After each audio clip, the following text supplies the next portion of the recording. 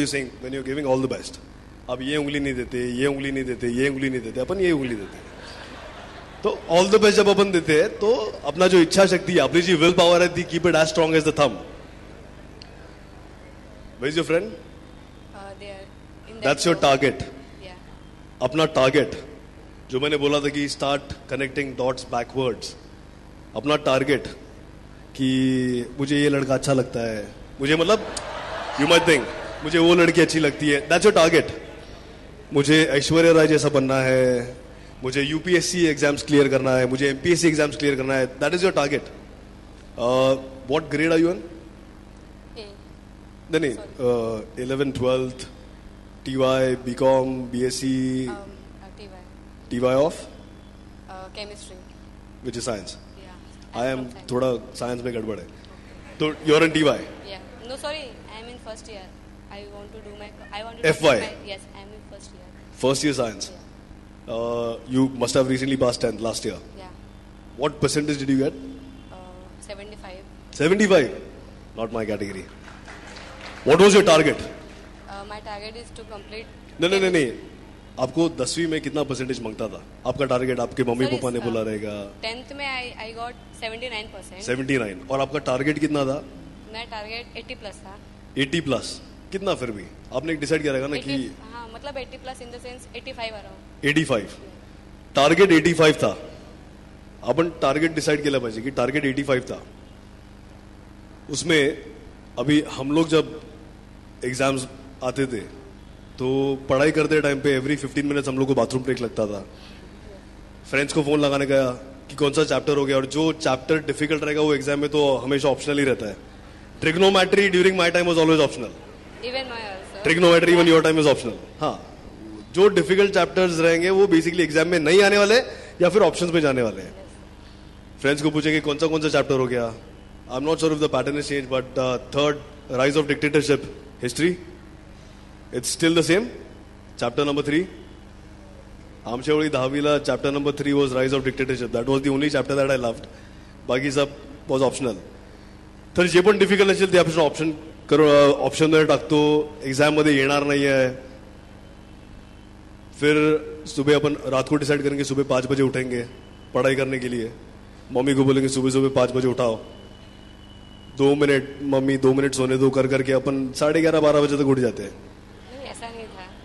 नहीं, हम लोग के टाइम पे मैं मेरा बोल रहा हूँ, आपका नहीं हुआ, लेकिन बहुत सारे इधर मुझे लगता है वो बाजू का जो रो है ना वो सुबह 5 बजे डिसाइड करके 11:30 12 बजे मेरे जैसे वहां पे बैठे हैं. तर हे सगळं प्लॅनिंग आपने कितने का किया था? 7 o'clock. नहीं, परसेंटेज प्लानिंग कितने का किया था? प्लानिंग 85%. अच्छा, टारगेट भी 85, प्लानिंग भी 85. हाँ. प्लानिंग जो middle finger, the strongest finger according to few people, सबसे बड़ा फिंगर रहता है. प्लानिंग उतना बड़ा करो, मतलब आपका जो टारगेट है उससे बड़ा is the middle finger. Planning उससे बड़ा करो. आपका टारगेट 85% था. Make sure your planning is at least for 90%.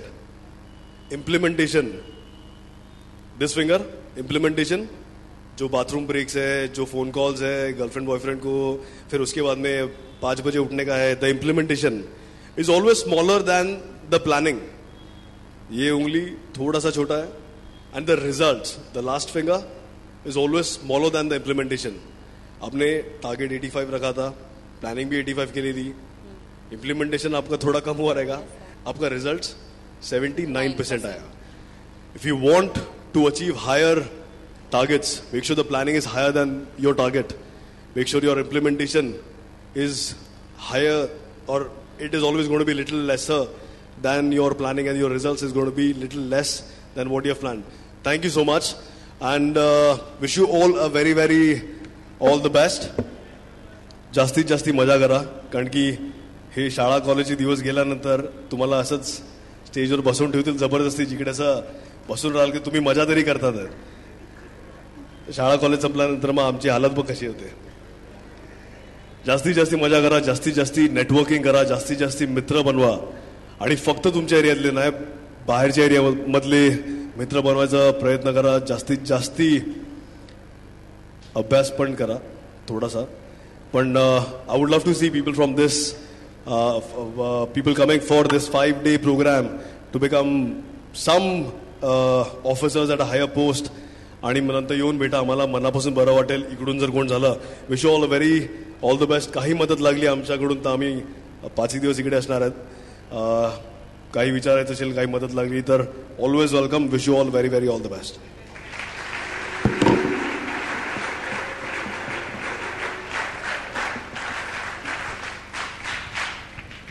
धन्यवाद क्षितिज दादा. नक्कीच तुमचं भाषण आपल्या या सगळ्या विद्यार्थ्यांना प्रोत्साहित करेल. आता मी आपल्या विवा महाविद्यालयाच्या मॅनेजमेंट कमिटीचे अध्यक्ष माननीय श्री कडोलीकर सर शुभेच्छापर 2 शब्द बोलण्याची विनंती करते. सर, आम्हाला खरंच तुमचं भाषण ऐकण्याची इच्छा आहे. सर बसून बोलत तरी चालेल.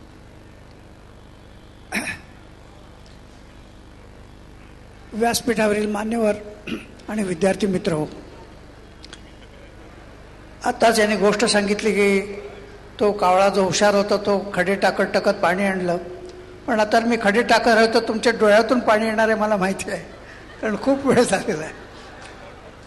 तरी पण ज्या पद्धतीनं इथं हे सगळं आयोजन केलेलं आहे, या डॉक्टर भगत आहेत किंवा बाकीचे आमच्या आमदार क्षितिज ठाकूर आहेत, आप्पा आहेत, सर्वांनीच खूप परिश्रम घेतले आहेत हे सगळं आयोजित करण्यासाठी.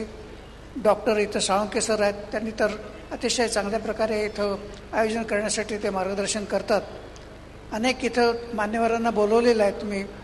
आता मला एकच फक्त गोष्ट सांगायचं की तुम्ही IAS ऑफिसर वगैरे सांगितलेलं आहे, पण इथं तुम्ही हे स्टॉप व्हायलन्स अगेन्स्ट वुमेन लिहिलेलं आहे. तर सध्या तुम्हाला माहिती असेल की महिलांमध्ये न्यायाधीशांची संख्या कमी आहे. त्या या न्यायाधीश म्हणून सुद्धा काही महिला जाणं आवश्यक आहे सध्याच्या काळामध्ये.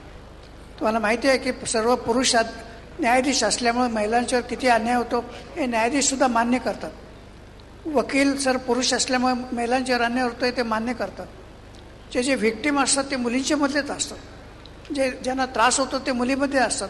आणि पुरुषांनी निर्णय घ्यावा हे तुम्ही काय आपल्याला पडत नाही. आपण जेंडर इक्वॅलिटी म्हणतो, स्त्री पुरुष समानता म्हणतो. तर मला वाटतं की हा सुद्धा एक संदेश या तुमच्या NSS मार्फत देण्याची आवश्यकता फार आहे. तुम्ही फक्त IAS अधिकारी होऊ नका, काही न्यायाधीशसुद्धा आहेत. विशेषतः महिला न्यायाधीश फार कमी आहेत. हायकोर्टमध्ये कमी आहेत, एखाद्या आहेत, सुप्रीम कोर्टामध्ये एखादेच आहेत. वकीलसुद्धा आपण फार थोड्या दिसतो. तर महिलांच्यासाठी क्षेत्र खूप आहेत. आणि विद्यार्थ्यांनासुद्धा मी शुभेच्छा देतो. फक्त एवढंच मी सांगतो की इथं हे खाडे आहेत ते पण तुम्ही ज्ञानेश्वर मुळेंचं नाव ऐकले की नाही माहिती नाही, पण ज्ञानेश्वर मुळे खाड्यांच्या प्रमाणेच कोल्हापूरच्या एका खेडेगावातला मुलगा तो MPSCला पहिला येतो. त्याला तिथले अध्यक्ष सांगतात की तो पुढं जा. तो IAS मध्ये जाताना तो इंडियन फॉरेस्ट सर्व्हिसमध्ये जातो. खेडेगावातला मुलगा, ते सध्या न्यूयॉर्कमध्ये आहेत. आणि त्याने आपल्या आठवणीमध्ये सांगितलं की ते जेव्हा काही खेडेगावमध्ये IAS अधिकाऱ्यांनी नेलं होतं त्या बऱ्याच IAS अधिकाऱ्यांना खेडं म्हणजे काय माहिती नव्हतं. ते असं असून नाही, ग्रामीण हा जो नॅशनल सर्व्हिस कार्यक्रम आहे त्यासाठी ग्रामीण भागामध्ये कसे लोक जगतात, काय व्यवस्था असते याच्यासंबंधी आहे. आणि विशेषतः श्रम प्रतिष्ठा निर्माण व्हावी म्हणून आहे.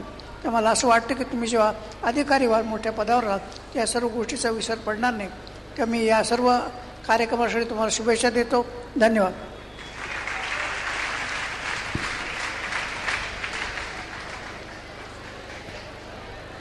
धन्यवाद सर. आणखीन एक गोष्ट मला इथे आवर्जून सांगायची आहे की आपल्या या 5ही दिवसांच्या सर्व मार्गदर्शक तज्ज्ञांचं सगळं मार्गदर्शन आपल्याला लाईव्ह केबलवरती लाईव्ह टेलिकास्ट बघायला मिळणार आहे. तसंच www.vivacollege.org या आपल्या वेबसाईटवरती याचं वेबकास्टिंग सुरू आहे. या सगळ्या सेमिनार्सचं आपल्याला लाईव्ह कास्टिंग बघायला मिळणार आहे. यानंतर आपल्या विवा महाविद्यालयाच्या NSS युनिटचे कोऑर्डिनेटर विशाल सावंत सर यांना मी आभार प्रदर्शनासाठी पुढे निमंत्रित करते. धन्यवाद मॅडम.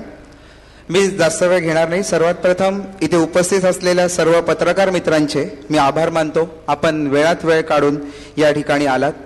तसेच व्यासपीठावरील सर्व मान्यवरांचे आभार मानतो की आपण या कार्यक्रमाला शोभा दिली. आणि विशेष म्हणजे आपल्या वसई विभागाचे तरुण तडफदार युवा आमदार सर्वांचे लाडके आमचे श्री क्षितिजजी ठाकूर बिट्टू दादा यांचे आभार मानतो की आपण खरंच आपल्या भाषणातून चांगलं असं इन्स्पायरेशन मुलांना दिलं.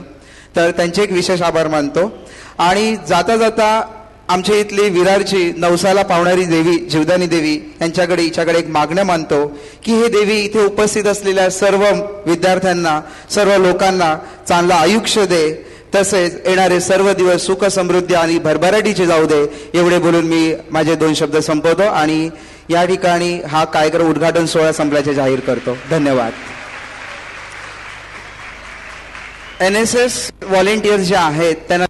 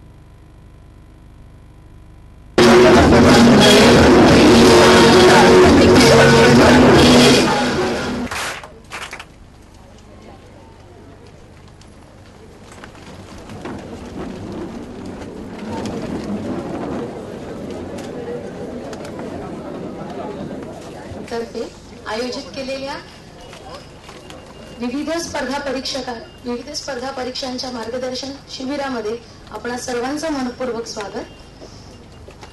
आज आपल्या या दुसऱ्या सत्रात आपल्याला मार्गदर्शक म्हणून लाभले आहेत प्राध्यापक अजित पडवळ सर.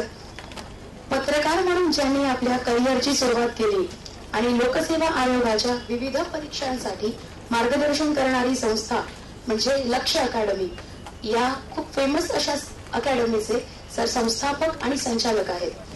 सरांचे बरेच विद्यार्थी सिव्हिल सर्व्हिसेस मध्ये सध्या रुजू आहेत. एक विद्यार्थी काश्मीरचा IPS ऑफिसर आहे, एक विद्यार्थी तमिळनाडूमध्ये आहे, सरांचा एक विद्यार्थी चंदीगडचा कलेक्टर आहे. तसंच लंडनमध्ये सुद्धा एक विद्यार्थिनी, सरांची एक विद्यार्थिनी IFS ऑफिसर म्हणून आहे.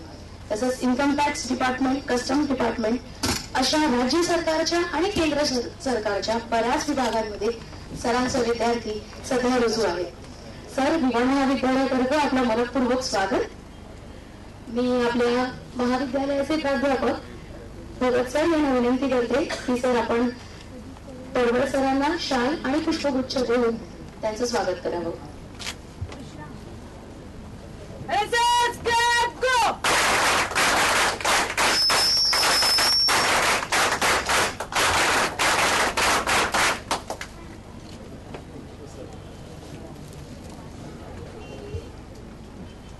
तसंच आपल्याला आजच्या सत्रात दुसरे मार्गदर्शक लाभलेले आहेत प्राध्यापक सोनावणे सर. कन्सेप्ट अकॅडमी या विविध स्पर्धा परीक्षांसाठी मार्गदर्शन करणाऱ्या संस्थेचे सर डिरेक्टर आहेत. तसंच सरांचे सुद्धा बरेच विद्यार्थी custom department, income tax department अशा विविध राज्य सरकारच्या डिपार्टमेंटमध्ये रुजू आहेत. सर, विवाह महाविद्यालयातर्फे आपलं खूप खूप स्वागत. मी संजीव दादांना विनंती करते की आपण सरांना शाल, श्रीफळ आणि पुष्पगुच्छ देऊन सरांचं स्वागत करावं.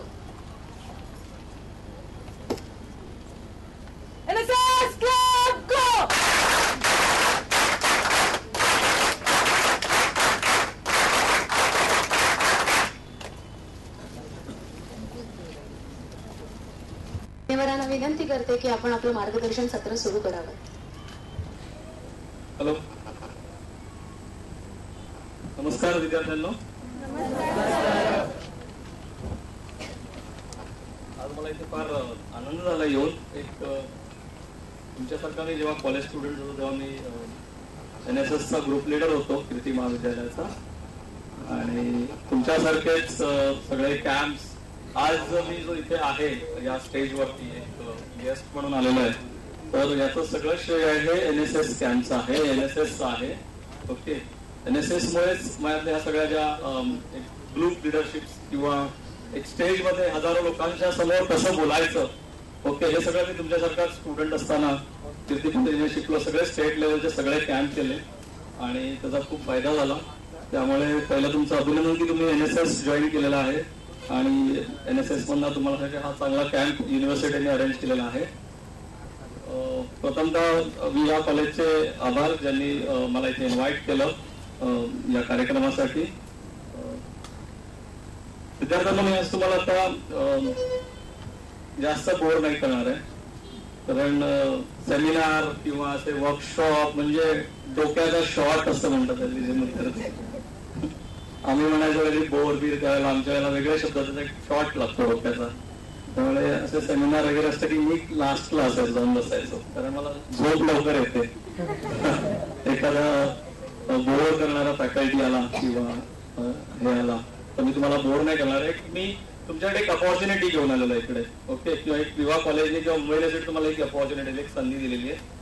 ज्या संधीचा मला माझ्या आयुष्यात आली तेव्हा मी त्याचा उपयोग करून घेतला आणि मी या लेवलला पोहोचलो आणि मोठी लक्ष अकॅडमी चालवतोय गेली 10 वर्ष. आणि अनेक मॅडमने सांगितल्याप्रमाणे अनेक स्टुडंट IAS, IPS, IFS झालेले आहेत. ओके, मला वाटतं मी आता सरांशी बोलवतो, प्रिन्सिपल सरांशी तर आणि मॅडमशी. तर ते म्हणाले की सगळे ऑलमोस्ट आता ग्रॅज्युएशन लेवल आहेत, कोणी UY ला आहे, कोणी SY ला आहे, बरोबर ना? Yes, good. म्हणजे 1-2 वर्षानंतर तुम्ही ग्रॅज्युएट होऊन तुमच्या ऍक्च्युअल करिअरला सुरुवात होईल. ओके, आपण करिअर थोडंसं मी जरा करिअरवरती बोलणार आहे 5 मिनिटं तुम्हाला, की करिअर आता तुम्ही आर्ट्स, कॉमर्स, सायन्स झालेलं आहे तर पुढचा प्लॅन करा आतापासून. ओके, नाही तर आपण काय करतो 10वी झालं की सगळे BCom ला गेले, कॉमर्स काही माहित नसतं आपल्याला कॉमर्स म्हणजे काय आहे, पण आपण जातो. कॉमर्स एवढंच ऐकलेलं असतं. कॉमर्स म्हणजे काहीतरी असतं. किंवा सगळं आपण इंजिनिअरिंगला जायचं. इंजिनिअरिंगमध्ये काय आहे, मेकॅनिकल आहे, सिव्हिल आहे, आपल्याला काहीच माहित नसतं. आपण जॉईन करतो किंवा आर्ट्सला जातो किंवा सायन्सला जातो, BSc ला जातो. ओके, तर बेसिकली करिअर प्लॅन करताना प्लॅन करा की आता पुढच्या 4-5 वर्षामध्ये तुम्ही कुठे असणार आहे. गोल सेटिंग वरती पण तुमच्याशी बोललं की नाही माहित नाही, पण आम्हाला तेव्हा गोल सेटिंग वरती सांगितलं की गोल सेट करा की पुढच्या 5 वर्षात कुठे असणार, पुढच्या 10 वर्षांनी कुठे असणार तुम्ही आणि पुढच्या 15 वर्षांनी कुठे असणार. तर एक गोल सेटिंग करा तुम्ही आतापासून की मी पुढच्या 4 वर्षात काय असणार आहे. पुढच्या शॉर्ट टर्मला ठरवा 3 वर्षात मी कुठे असणार आहे. मी बिझनेसमध्ये असणार आहे, मी नोकरीमध्ये असणार आहे, मी प्रायव्हेट सेक्टरमध्ये असणार आहे. आणि मी आता जे तुम्हाला UPSCचं जे आणि MPSCचं जे करिअर आहे, हे जे करिअर आहे ते तुम्ही कुठले, आता तुम्ही आर्ट्सला आहे काही काळजी करू नका, मी करू शकता. जे कॉमर्सला आहे तिथे बसलेले विद्यार्थी ते सुद्धा हे करिअर करू शकतात. जे सायन्सला आहेत, आता बाकीच्या ह्याच्यात कसं असतं की सायन्सला गेलं की तुम्हाला कॉमर्सला नाही जायचं, CA ला नाही करता येत. आर्ट्स असेल तुम्हाला कॉमर्स नाही करता येत, CA नाही करता येत. किंवा BCom असेल तर तुम्हाला हिस्ट्री जिओग्राफी नाही करता येत. म्हणजे प्रत्येक त्या शाखेत गेलं की तुम्हाला तिथेच काहीतरी करावं लागतं. इंजिनिअरिंग गेलं की तुम्हाला इंजिनिअरिंगच करावं लागतं. पण आता एक अशी परीक्षा आहे तुम्हाला म्हणजे जे प्रेझेंटेशन देणार आहे इथे, या तुम्ही कुठेही जा, आर्ट्स कॉमर्स सायन्स, तुम्ही आता कुठल्याही स्ट्रीमला असाल तीच तुम्हाला करिअरची अपॉर्च्युनिटी देणारी आहे. बाकीच्या क्षेत्रात जायचं, इंजिनिअरिंग केल्यानंतर परत तुम्हाला मास्टर्स करायला लागतं, म्हणजे पुन्हा एक 4-5 लाखाचा खर्च. ओके, त्यानंतर तुम्हाला जर मेडिकलला जायचं तर पुन्हा 4-5 लाखाचा खर्च. पेमेंट सीट जर असेल तर अजून 10 लाख, 15 लाख, 20 लाख. पण मी जे तुम्हाला आता करिअर सांगणार आहे त्याचा खर्च आहे फक्त 100 रुपये किंवा 50 रुपये. आणि तुम्हाला काय काय मिळणार आहे ते तुम्हाला आता कळेल या माझ्या स्लाइड शो मध्ये. तेव्हा तुम्हाला असं वाटेल की सर आज काहीतरी, सरांचा आज काहीतरी प्रॉब्लेम झालाय, सर आज काही जेवले नाहीयेत का, सकाळचा ब्रेकफास्ट नाही केलाय, तर काही येऊन इथे आता सांगतात सरांना ते स्टेजवर बोलवले. पण तुम्हाला दाखवणार आहे सगळं फॅक्ट आहे. ओके, तर हे आहे UPSC, union public service commission, ज्यामध्ये तुम्ही IAS IPS, काल एक IPS सर येऊन गेले जे IPS आहेत, तर ते या एक्झाम थ्रू सिलेक्ट झालेले आहेत. तर नॉर्मली आपण खूप स्वार्थी असतो, आपल्याला आधी काय मिळणार आहे ना ते आधी पण बघत असतो. आपला माणसाचा थोडासा स्वभाव असा आहे ना की मला आधी काय मिळणार ते बघतो, माझा काय फायदा होणार आहे, मला काय पैसे मिळणार आहेत का, मला तिकडे काय फॅसिलिटी मिळणार आहेत का, बरोबर ना. त्यासाठी आपण प्रत्येक गोष्ट करत असतो. तर पहिले मी तुम्हाला दाखवणार आहे की ते तुमचे काय काय फायदे आहेत, ते काय काय ते तुम्हाला मिळणार आहेत ते. ओके, ही जी स्लाइड आहे हे कोण सांगू शकतो, कोण मुंबईतला कोण आहे इथे? मंत्रालय अजून जरा थोडस नाही, रॉंग. चर्चगेट बरोबर आहे, थोडस जवळ आहे. रिझर्व्ह बँकेच्या बाजूची बिल्डिंग आहे. कोणी कास्ट सर्टिफिकेट करायला दिलेलं आहे इकडे. ओल्ड कस्टम हाऊस, म्हणजे कलेक्टर ऑफिस, मुंबईचं जिल्हाधिकारी कार्यालय, जिथे मुंबईचा IAS ऑफिसर्स बसतो आणि अख्ख्या मुंबईवरती राज्य करतो म्हणलं तरी हरकत नाही, पण खऱ्या अर्थाने तो लोकांची, मुंबईतल्या लोकांची सेवा करतो. ते आहे old custom house, collector office म्हणतात मुंबईचं. नेक्स्ट हे कोण सांगू शकतं काय? BMC office. खूप हुशार आहेत मॅडम म्हणजे स्टुडंट्स सगळे. तर हे आहे BMC ऑफिस. ओके, इथे अख्ख्या मुंबईची जी 1.5 करोड लोकसंख्या आहे त्या 1.5 करोड लोकसंख्येचं सगळं जे कारभार आहे प्रशासकीय, आपल्याला रस्ते, आपण ज्या रस्त्यावर चालतो, आपल्याला कचऱ्याची जी गाडी येते, त्या रस्त्याचे जे दिवे आहेत, अशा सगळ्या ज्या नागरी सुविधा देतं हे सगळं हे BMC देतं. आपल्याला जे पाणी येतं वेगळ्या लेक मधनं, ते पाणी आपल्या घराच्या नळापर्यंत आणण्याचं काम हे BMC करतं. याचा जो आयुक्त आहे तो IAS ऑफिसर असतो. ते तुम्ही जर IAS ऑफिसर झालात तर तुम्ही या बिल्डिंग मध्ये राहून 1.5 करोड लोकांनी कसं जगायचं किंवा कसं वागायचं ते तुम्ही ठरवणार. एक IAS ऑफिसर ठरवतो, तो इथे बसतो. हे सगळे IAS ऑफिसर म्हणजे BMC. नेक्स्ट हॅलो, नेक्स्ट ते कोण सांगू शकतं? व्हेरी गुड, सॉलिड ठीक आहे तुमचं. हे मंत्रालय ज्याला आग लागली होती 6 महिन्यापूर्वी, आणि त्यानंतर 6 महिन्यातच ते लगेच 2 महिन्यात चालू करण्यात आलं. आणि इथून अख्ख्या महाराष्ट्राची साधारण एक आता 12 ते 13 करोड लोकसंख्या नवीन सेन्सेक्स प्रमाणे. तर या 11 ते 12 करोड महाराष्ट्राच्या लोकांचा जो सगळा कारभार आहे, आपला जो महाराष्ट्राचे मुख्यमंत्री आहेत आणि सगळे जे मंत्री लोक आहेत ते या इथे बसतात आणि इथून अख्ख्या महाराष्ट्राचा कारभार चालतो. आणि त्यांचे जे सेक्रेटरी आहेत, ज्याला कॅबिनेट सेक्रेटरी, चीफ सेक्रेटरी, जे IAS ऑफिसर असतात, ते सगळे IAS ऑफिसर मुलांनो, मित्रांनो या इथे बसतात आणि इथून सगळा कारभार चालतो. 11 करोड. ओके, या 11 लोकांवरती रूल करायचं असेल तर तुम्ही IAS करून इथे जाऊ शकता या मंत्रालयाच्या इमारतीमध्ये. नेक्स्ट, सिडको. इथे कोकणातली मुलं आलेली असतील, त्यांना माहित असेल किंवा इथे पण बिहारमध्ये पण सिडकोचे अनेक प्रोजेक्ट आहे. ओके, सिडको एक महामंडळ आहे. ओके, तर वेगवेगळ्या घरांची निर्मिती करणे गरीब लोकांसाठी आणि शहरांचा विकास करण्यासाठी हे सिडको आहे. त्याचा जो हे असतो तो IAS ऑफिसर असतो, तिथे तुम्ही काम करू शकता. नेक्स्ट, हे कोण सांगू शकतं काय? इथे सगळे जे सेक्रेटरी आहेत ते सगळे देश चालवतात. ओके, आणि ते असतात IAS ऑफिसर्स. त्या पार्लमेंटमध्ये जाण्याचा तुम्हाला चान्स मिळू शकतो. नेक्स्ट, ते काय सांगू शकतो कोण? कोकणातलं कोण आहे? रत्नागिरीतलं? आपण फक्त महालक्ष्मीलाच बघतो घोडे किंवा ते माथेरानलाच घोडे बघतो, पण प्रत्येक ज्याला चॅलेंजिंग हॉर्स रायडिंग करायचं आहे तर तुम्हाला इथे हॉर्स रायडिंग पासून सगळं ट्रेनिंग दिलं जातं. ओके, नेक्स्ट बघा, एक वर्षभराचं ट्रेनिंग असतं IAS झाल्यावर, IAS IPS IFS झाल्यावर. Next, scuba diving. तारकर्लीला आहे आपल्याकडे, मला वाटतं कोकणातले जे मुलं आले सांगतील. भारत दर्शन. ओके, आपल्याला एक नुसतं मगाशी सांगितलं की मसुरीला जायचं तर आपल्याला 40,000 खर्च आहे. अख्खा इंडिया भारत दर्शन म्हणजे काश्मीर पासून कन्याकुमारी पर्यंत VIP ट्रीटमेंट मध्ये तुम्हाला 5 स्टार हॉटेल लंच करता येतो एक दिवस पूर्ण IASच्या ट्रेनिंग मध्ये. नेक्स्ट टाइम पुढे बस भरपूर व्हायला. तुम्हाला लाल दिव्याची कार, एक कार घ्यायची तर कोण सांगू शकतो? एक कॉस्ट होंडा सिटीची प्राइस कोण सांगू शकतो? होंडा सिटी किती लाखाला येते? 8-9 लाख 10 लाख प्राइस येते. ओके, मुंबईत 10 लाखापर्यंत जाते, रत्नागिरीत घेतली ती 9 लाखाला येते, 1 लाख टॅक्स वाचतो. ओके, तर 10 लाखाची गाडी, त्याच्यावर एक लाल दिवा असतो रेड कलरचा, तो कुठे मार्केटमध्ये विकत मिळतो. मी तुम्ही घेतली एक गाडी, त्याला मी एक लाल दिवा लावतो आणि फिरतो, लगेच जेलमध्ये, माहिती आहे ना. तर तुम्हाला ही सर्व्हिस जॉईन केल्या गेल्या आहेत. लाल दिव्याची गाडी तिथे रेड कलर म्हणजे VIP. याच्यातून जातोय तो IAS ऑफिसर आहे, हा VIP आहे. ओके,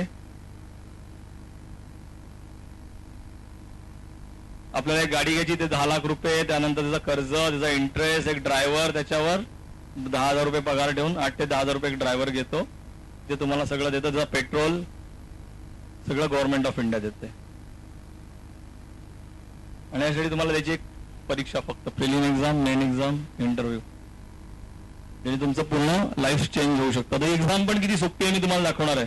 ओके, सगळे म्हणतात अरे IAS IPS म्हणजे अरे आपलं काम नाही, ते UP बिहार दिल्लीची मुलांना तेच करतात. तिथे वशिला लागतो, मग आपल्याला काय जमलं म्हणतात तिकडे वशिला लागतो, तिकडे ओळख लागते, तिकडे कोणतरी शरद पवारांकडे ओळख पाहिजे किंवा CM कडे ओळख पाहिजे वगैरे असं आपण काय ते बोलतो आणि आपण ते सोडून देतो. ओके, पण असं नाहीये, तुम्ही जर प्रॉपर हे केली तयारी तर तुम्ही IAS IPS होऊ शकता. नेक्स्ट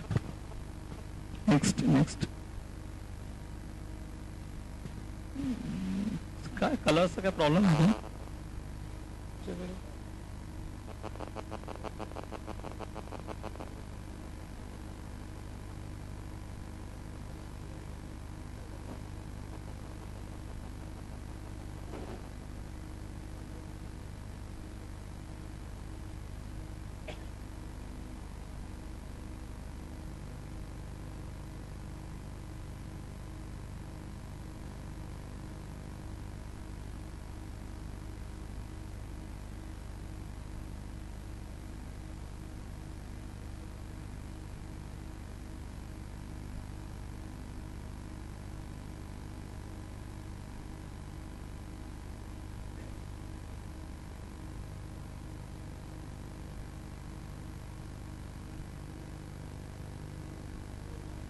झालं तिथं नेक्स्ट फोटो तर दिसतात, बाकीचं खाली जा.